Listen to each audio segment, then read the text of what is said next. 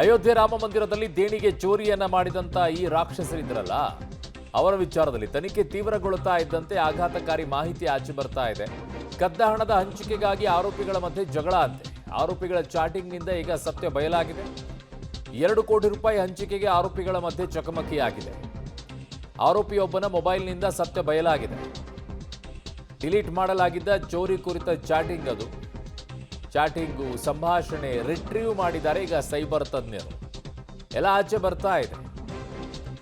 ಒಂದಷ್ಟು ಜನ ಸೇರ್ಕೊಂಡ್ಬಿಟ್ಟು ಈ ದೇಣಿಗೆ ದುಡ್ಡನ್ನ ಲೂಟಿ ಹೊಡೆಯುವಂತ ಕೆಲಸವನ್ನ ಮಾಡಿದ್ರಲ್ಲ, ಇಂಥವರ ವಿರುದ್ಧ ಈಗ ಅತ್ಯಂತ ಕಠಿಣವಾಗಿರುವಂತಹ ಶಿಕ್ಷೆಯನ್ನ ಕೊಡಲೇಬೇಕಾಗತ್ತೆ. ಬಟ್ ನಮ್ಮ ಕಾನೂನಿನಲ್ಲಿ ಎಲ್ಲರಿಗೂ ಒಂದೇ, ಕಳ್ಳತನ ಮಾಡಿದವರಿಗೆ ಕಳ್ಳ ಅಂತಾನೆ ಕರೀತಾರೆ. ನಾನು 1 ರೂಪಾಯಿ ಕಳ್ಳತನ ಮಾಡಿದ್ರು ಅಷ್ಟೇ, ಕೋಟಿ ಕಳ್ಳತನ ಮಾಡಿದ್ರು ಅಷ್ಟೇ.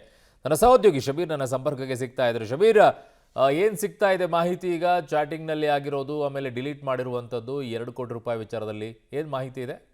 ನೋಡಿ, ಈ ಹುಂಡಿ ಕಳ್ಳತನ ಆರೋಪದಲ್ಲಿ ಬಂಧನ ಆಗಿರುವಂತ 8 ಜನ ಆರೋಪಿಗಳೇನಿದ್ರು, ಇವರ ಮೊಬೈಲ್ಗಳನ್ನ ತೆಗೆದುಕೊಂಡು ವಿಧಿವಿಜ್ಞಾನ ಪ್ರಯೋಗಾಲಯಕ್ಕೆ ಕಳಿಸ್ಕೊಡ್ಲಾಗಿತ್ತು. ಅವುಗಳನ್ನ ಪರಿಶೀಲನೆಗೂ ಕೂಡ ಒಳಪಡಿಸುವಂತ ಕೆಲಸವನ್ನ ಮಾಡಲಾಗಿತ್ತು. ಈ ಸಂದರ್ಭದಲ್ಲಿ ವಾಟ್ಸ್ಆಪ್ನಲ್ಲಿ ಹಲವು ಮೆಸೇಜ್ಗಳು ಡಿಲೀಟ್ ಆಗಿದ್ವು. ಅವುಗಳನ್ನ ರಿಟ್ರೀವ್ ಮಾಡುವಂತ ಕೆಲಸವನ್ನ ಕೂಡ ಮಾಡಲಾಗಿತ್ತು. ಈಗ ರಿಟ್ರೀವ್ ಮಾಡಬೇಕಾದಂತ ಸಂದರ್ಭದಲ್ಲಿ ಒಂದು ಸಂಗತಿ ಗೊತ್ತಾಗಿರುವಂತದ್ದೇನು ಅಂದ್ರೆ, ಸರಿಸುಮಾರು 2 ಕೋಟಿ ಹಣವನ್ನ ಹಂಚಿಕೆ ಮಾಡಿಕೊಳ್ಳೋ ವಿಚಾರಕ್ಕೆ ಸಂಬಂಧಪಟ್ಟಂತೆ ಈ 8 ಜನ ಆರೋಪಿಗಳ ನಡುವೆ ಕೂಡ ಒಂದಷ್ಟು ಮಾತಿನ ಚಕಮಕಿ ನಡೆದಿತ್ತು. ಭಿನ್ನಾಭಿಪ್ರಾಯಗಳು ವ್ಯಕ್ತ ಆಗಿತ್ತು, ಮತ್ತೆ ಮನಸ್ತಾಪವೂ ಕೂಡ ಆಗಿತ್ತು ಅನ್ನುವಂಥದ್ದು ಕೂಡ ಗೊತ್ತಾಗಿರುವಂಥದ್ದು. ಕೆಲವರ ಜೊತೆಗೆ ಅಂದ್ರೆ ಈ 8 ಜನ ಆರೋಪಿಗಳಿದ್ದಾರೆ, ಪರಸ್ಪರ ಬೇರೆಯವ್ರ ಜೊತೆಗೆ ಗ್ರೂಪ್ ಕಮ್ಯುನಿಕೇಶನ್ ಮಾಡುವಂತ ಸಂದರ್ಭದಲ್ಲಿ ಮತ್ತೆ ಬೇರೆಯವ್ರ ಜೊತೆಗೆ ಕಮ್ಯುನಿಕೇಟ್ ಮಾಡುವಂತ ಸಂದರ್ಭದಲ್ಲಿ ಕೆಲವೊಂದಿಷ್ಟು ಈ ಗ್ರೂಪ್ ನಲ್ಲಿ ಇದ್ದಂತ ಸದಸ್ಯರ ವಿರುದ್ಧವೇ ಭಿನ್ನಾಭಿಪ್ರಾಯಗಳನ್ನು ವ್ಯಕ್ತಪಡಿಸಿರುವಂಥದ್ದು ಕೂಡ ಚಾಟ್ ಲಿಸ್ಟ್ ನಲ್ಲಿ ಸಿಕ್ಕಿರುವಂಥದ್ದು. ಸೊ ಆ ಮೂಲಕ ತನಿಖಾಧಿಕಾರಿಗಳು ಒಂದು ಶಂಕೆಯನ್ನು ವ್ಯಕ್ತಪಡಿಸಿರುವಂಥದ್ದೇನು ಅಂದ್ರೆ, ಹಣ ಹಂಚಿಕೊಳ್ಳೋ ವಿಚಾರದಲ್ಲೂ ಕೂಡ ಇವರ ನಡುವೆ ಒಂದಷ್ಟು ಭಿನ್ನಾಭಿಪ್ರಾಯಗಳು ಬಂದಿತ್ತು.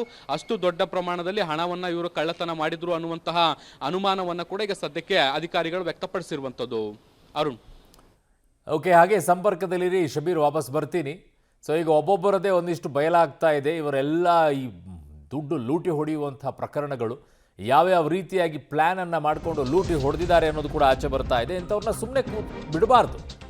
ರಾಮ ಮಂದಿರದಲ್ಲಿ ದೇಣಿಗೆ ಲೂಟಿ ಹಗರಣ. ಕರ್ನಾಟಕದಲ್ಲಿ ಚಿನ್ನವನ್ನ ಕರಗಿಸಲಾಗ್ತಾ ಇತ್ತ. ದೇಣಿಗೆ ಕೊಟ್ಟರೆ ಚಿನ್ನ ಕರಗಿಸಿ ಬಿಸ್ಕೆಟ್ ಮಾಡಲಾಗ್ತಾ ಇತ್ತ. ಅನುಮಾನವನ್ನ ವ್ಯಕ್ತಪಡಿಸಿದ್ದಾರೆ ಎಸ್ಐಟಿ ಅಧಿಕಾರಿಗಳು. ವಿಶೇಷ ಸಂದರ್ಭಗಳಲ್ಲಿ 26ರಿಂದ 27 ಕೆಜಿ ಚಿನ್ನಾಭರಣ ಕಾಣಿಕೆ, ಭಾಗಶಃ ಚಿನ್ನ ಕತ್ತರಿಸಿ ಕದ್ದಿರುವ ಅನುಮಾನ ಅಂತ ಹೇಳ್ತಾ ಇದ್ದಾರೆ. ಆಭರಣಗಳಿಂದ ಕದ್ದಿರುವ ಅಪಾರ ಚಿನ್ನ ರೈಲಿನಲ್ಲಿ ಕರ್ನಾಟಕಕ್ಕೆ ಸಾಗಾಟ ಅಂತಿದ್ದಾರೆ. ವಿಮಾನದಲ್ಲಿ ರಾಜ್ಯಕ್ಕೆ ಬಂದಿರುವ ದೇಣಿಗೆ ಚೋರರು ರಾಜ್ಯಕ್ಕೆ ಬಂದು ಚಿನ್ನವನ್ನ ಕರಗಿಸಿ ಬಿಸ್ಕೆಟ್ ತಯಾರಿಸುವಂತ ಶಂಕೆ ಈಗ ವ್ಯಕ್ತಪಡಿಸಲಾಗ್ತಾ ಇದೆ. ಸೊ ಯಾವ ರೀತಿಯಲ್ಲಿರಬೇಕು ನೋಡಿ ಇವೆಲ್ಲ ವ್ಯವಸ್ಥಿತವಾಗಿ, ಹೇಗೆ ಇವರೆಲ್ಲ ಈ ವ್ಯವಹಾರವನ್ನು ಮಾಡಿದ್ದಾರೆ ಅನ್ನೋದು. ಅಲ್ಲಿಯವರೆಗೂ ಸುಮ್ಮನೆ ಇದ್ರಲ್ಲ ಟ್ರಸ್ಟ್ನವರು ಅನ್ನುವಂಥದ್ದೇ ಈಗ ನಮಗೆಲ್ಲ ಆಕ್ರೋಶ ವ್ಯಕ್ತವಾಗ್ತಾ ಇರೋದು.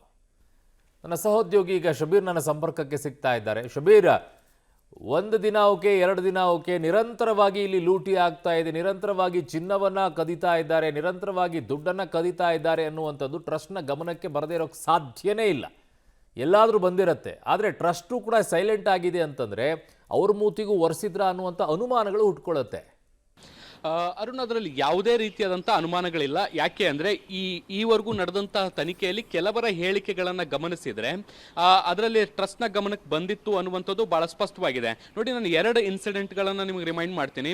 ಒಂದು, ಈ ರಾಮ ಮಂದಿರದಲ್ಲಿ ಅಕೌಂಟೆಂಟ್ ಆಗಿ ಕೆಲಸ ಮಾಡ್ತಿದ್ದಂತಹ ಒಬ್ಬ ವ್ಯಕ್ತಿ ಈ ಕಳ್ಳತನದ ವಿಚಾರಕ್ಕೆ ಸಂಬಂಧಪಟ್ಟಂತೆ ಅವರಿಗೆ ಮಾಹಿತಿ ಬಂದಂಥ ಸಂದರ್ಭದಲ್ಲಿ ಸಾಕ್ಷ್ಯಾಧಾರಗಳ ಸಮೇತ ಅಂದಿನ ಪ್ರಧಾನ ಕಾರ್ಯದರ್ಶಿಯಾಗಿದ್ದಂಥ ಚಂಪತ್ ರಾಯ್ ಅವರಿಗೆ ದೂರನ್ನು ಕೊಡ್ತಾರೆ. ಈ ರೀತಿಯಾದಂಥ ಘಟನೆಗಳಾಗ್ತಾ ಇದೆ, ನೀವು ಇದನ್ನ ಮಾನಿಟರ್ ಮಾಡಬೇಕು ಅನ್ನುವಂತ ನಿಟ್ಟಿನಲ್ಲಿ ಮನವಿಯನ್ನ ಕೂಡ ಮಾಡ್ತಾರೆ.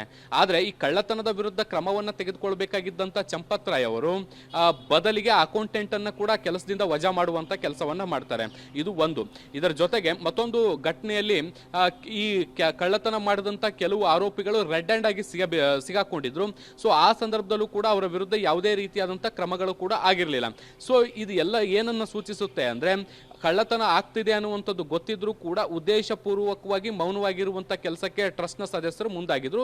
ಸೊ ಇದೊಂದು ರೀತಿಯಾದಂತ ಗ್ರೀನ್ ಸಿಗ್ನಲ್ ಈ 8 ಜನ ಆರೋಪಿಗಳಿಗೆ ಕೊಟ್ಟಿತ್ತು. ಸೊ ಹೀಗಾಗಿ ಇವರು ಮಾಡ್ತಾ ಇದ್ದಂತ ಕಳ್ಳತನದಲ್ಲಿ ಇವ್ರಿಗೂ ಕೂಡ ಪಾಲು ಹೋಗ್ತಾ ಇತ್ತಾ ಅನ್ನುವಂತ ಪ್ರಶ್ನೆಗಳು ಕೂಡ ಉದ್ಭವ ಆಗ್ತಾ ಇದೆ. ನೋಡಿ, ತನಿಖೆಯಲ್ಲಿ ಗೊತ್ತಾಗ್ತಿರುವಂತ ಸಂಗತಿಗಳೇನು ಅಂದ್ರೆ, ಕೇವಲ ಇವರು ಕೋಟಿ ಕೋಟಿ ಹಣವನ್ನ ಮಾತ್ರ ಕೊಳ್ಳೆ ಹೊಡೆದಿಲ್ಲ, ಕೆಜಿ ಗಂಟ್ಲೆ ಬಂಗಾರವನ್ನ ಕೂಡ ಕೊಳ್ಳೆ ಹೊಡೆದಿದ್ದಾರೆ. ಅದನ್ನ ಕರಗಿಸಿ ಬಿಸ್ಕೆಟ್ಗಳ ರೂಪದಲ್ಲಿ ಸಂಗ್ರಹಿಸಿಡುವಂತ ಕೆಲಸವನ್ನ ಮಾಡಿದ್ದಾರೆ ಅನ್ನುವಂಥದ್ದು ಕೂಡ ಗೊತ್ತಾಗ್ತಾ ಇರುವಂತದ್ದು. ಸರಿಸುಮಾರು 25ರಿಂದ 26 ಕೆಜಿಯಷ್ಟು ಗೋಲ್ಡ್ ಜ್ಯುವೆಲರಿಗಳೇನಿತ್ತು ಅದನ್ನ ಬ್ಯಾಗ್ ನಲ್ಲಿ ತುಂಬಿಕೊಂಡು ರೈಲ್ ಮಾರ್ಗದ ಮೂಲಕ ಒಬ್ಬರನ್ನ ಬೆಂಗಳೂರಿಗೆ ಕಳಿಸಿ ಇವರೆಲ್ಲರೂ ಕೂಡ ವಿಮಾನದಲ್ಲಿ ಬೆಂಗಳೂರು ತಲುಪಿ ಅಲ್ಲಿ ಕೆಲವೊಂದಿಷ್ಟು ಅಂಗಡಿಗಳಲ್ಲಿ ಈ ಗೋಲ್ಡ್ ಅನ್ನ ಕರಗಿಸಿ ಬಿಸ್ಕೆಟ್ ರೂಪಕ್ಕೆ ಕನ್ವರ್ಟ್ ಮಾಡಿ ಮತ್ತೆ ರೈಲಿನ ಮೂಲಕ ಉತ್ತರ ಪ್ರದೇಶಕ್ಕೆ ವಾಪಸ್ ಆಗಿದ್ದಾರೆ ಅನ್ನುವಂಥದ್ದು ಕೂಡ ಗೊತ್ತಾಗ್ತಾ ಇರುವಂತದ್ದು. ಸೊ ಹೀಗಾಗಿ ಅಧಿಕಾರಿಗಳು ಕೂಡ ಈ ಬಗ್ಗೆ ತನಿಖೆಯನ್ನು ಕೂಡ ಚುರುಕುಗೊಳಿಸಿರುವಂತದ್ದು. ಸೊ ಒಂದು ಕಡೆಗೆ ಹಣ, ಮತ್ತೊಂದು ಕಡೆಗೆ ಚಿನ್ನ ಎಲ್ಲವನ್ನು ಕೂಡ ಲೂಟಿ ಮಾಡಿದ್ರು.